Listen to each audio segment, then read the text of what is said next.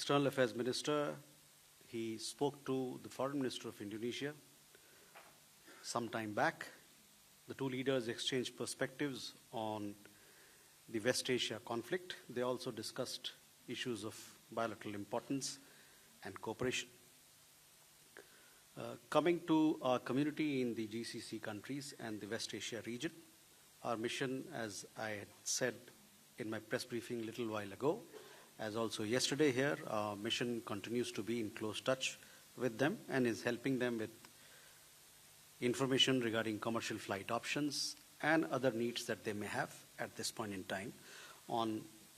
More on that will be given by my colleague, Additional Secretary Gulf. As you know, we have around 9,000 Indian nationals in Iran.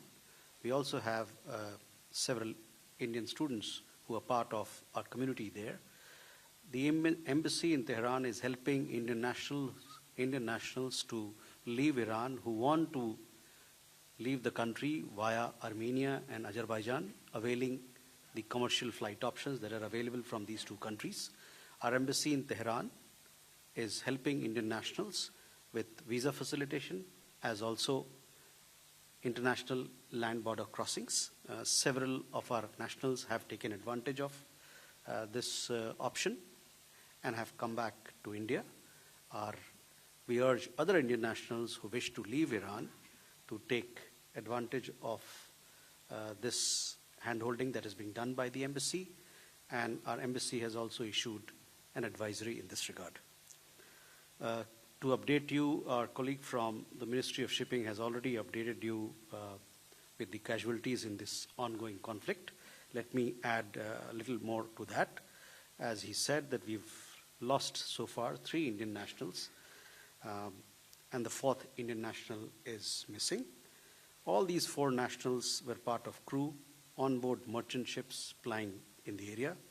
Our embassies in Oman and Iraq and our consulate in Dubai are working with local authorities to have their mortal remains transported back to India at the earliest. Let me also add that this is also the reason why India strongly condemns the attacks on merchant ships from any quarters. The latest casualty of an Indian national happened on board ship Safe Sea Vishnu, which is a Marshall Island flagged vessel. This happened close to Iraq. There were overall 28 crew members, of which 16 were Indian nationals, but we lost 1. So 15 Indian nationals have been rescued and they have been taken to Basra. Our embassy in Baghdad is in touch with them and is offering all assistance. The 1 Indian national who passed away, we convey our deepest condolences, and we'll see how best we can have the mortal remains transported from there to India. As far as people who are injured, over 24 Indian nationals have been injured in this conflict so far. Several of them have recuperated and returned home after being in the hospital for treatment. Our embassy across the GCC region has been in touch with these people. Few of them continue to remain in hospital, and 1 or 2 of them are serious as well. Just to update you that the 2 fatalities that we've had earlier was all the fatalities that we have so far have happened on board merchant ships.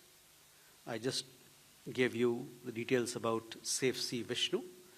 Let me also tell you that this particular merchant vessel, Skylight, which came under attack, where we lost 1 Indian national and 1 continues to be missing. There, the 8 members who were on board, their travel documents have been and necessary formalities have been completed. And the embassy in Muscat is in touch with the company so that other requirements can be fulfilled and they can come back home. So that arrangement is in process. The other ship which came under attack was MD Vyom.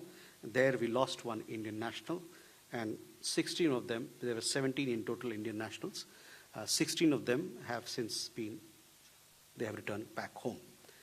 Then like, share and subscribe to Mirror Now.